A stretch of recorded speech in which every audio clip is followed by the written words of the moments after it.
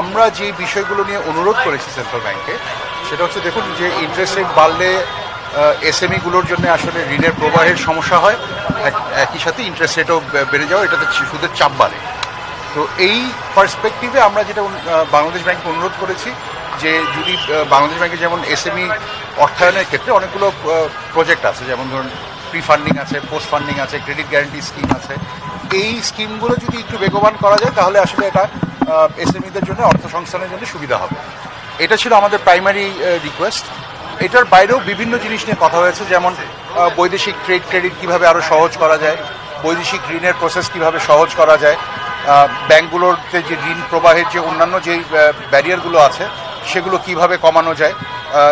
মোটামুটি ফোকাসটা ছিল আপনার এসএমইদের জন্য এবং স্মল এবং মিডিয়াম এন্টারপ্রাইজের জন্য ঋণের প্রবাহ ঠিক রাখার জন্য সুদের যেই চাপটা পড়ছে সুদ বৃদ্ধির, সেটা কিভাবে কন্ট্রোল করা যায়, এই ফোকাসেই আমরা আসলে ডিসকাশন করেছি। গভর্নর মহোদয় আমাদেরকে আশ্বাস দিয়েছেন যে এই বিষয়গুলো তারা বিবেচনা করবেন। এগুলো একটু যদি বলি, আর দেখুন এগুলো কিন্তু সেন্ট্রাল ব্যাংকের এক্সিস্টিং গাইডলাইন এবং প্রোগ্রাম আছে। অনেক কারণেই আসলে এই প্রোগ্রামগুলো যতটুকু চাই আমরা ততটুকু এফেক্টিভ হয়নি আগে। সেটাকে যদি এফেক্টিভ করার জন্য কোনো প্রসিডিউরাল কিছু চেঞ্জ করা যেতে পারে সেটা দেখা যাবে। পুরানো বিনিয়োগে নতুন করে যে সুদহারটা হলো আজকে থেকে যেটা কার্যকর, সেটা বহাল হবে কিনা আপনাদের দিক থেকে কোনো দাবি ছিল কিনা?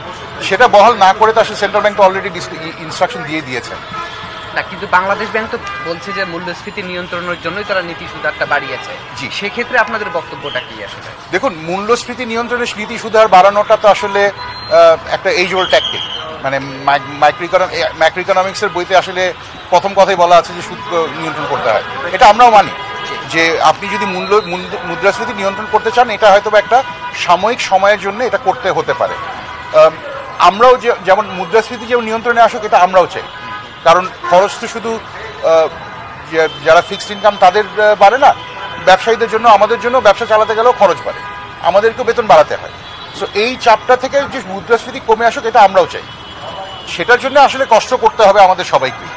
ভাই, আমার একটা প্রশ্ন আছে। আপনি জানেন যে ব্যাংকের সুদহার কথা বললেন, ব্যাংকের সুদহার বৃদ্ধির পিছনে একটি কিন্তু মূল কারণ ছিল হচ্ছে ব্যাংক লোপাট, এবং বড় বড় ব্যবসায়ীরা এবং অসাধু ব্যবসায়ীরা ব্যাংকের থেকে লাখ লাখ কোটি টাকা হাতিয়ে নিয়েছে, যার ফলশ্রুতিতে ব্যাংকের কস্টিং বেড়েছে এবং এখন যার ফলে সুদহারও বৃদ্ধি পেয়েছে। তো এইরকম যারা আসলে ব্যাংক লোপাট করেছে, অর্থ পাচার করেছে, তাদের বিরুদ্ধে ব্যবস্থা নেওয়ার কোনো কথা বলেছেন কিনা, বা এই বিষয়ে আপনাদের আসলে স্ট্যান্ডটা কোথায়? আমাদের স্ট্যান্ডটা খুব সহজ। আমরা সাধারণ ব্যবসায়ীরা কেউ ব্যাংক লুটপাট করিনি। এবং যদি দেখেন আপনি যে কেউ যদি ব্যাংকের থেকে টাকা মেরে দেন কিংবা যখন কুঋণ সৃষ্টি হয়, সেটার খরচ কিন্তু আমাদের সাধারণ যে বড়োয়াররা আমাদের কি দিতে হয়। ইনফ্যাক্ট আপনি যদি দেখেন যে ব্যাংকের যে মোট স্প্রেড, তার অলমোস্ট এক তৃতীয়াংশ থেকে অর্ধেক আপনার চলে যায় এই বিভিন্ন ধরনের লুটপাটের কারণে কিংবা যে কুঋণের ক্ষতি যেটা, সেটার জন্য। তো আপনি যদি কুঋণের পরিমাণ কমিয়ে আনতে পারেন, আমাদের জন্য ব্যাংকের সুদের হার কমে যায়। এই ব্যাপারে আমাদের স্ট্যান্সের কোনো ডিফারেন্স নেই।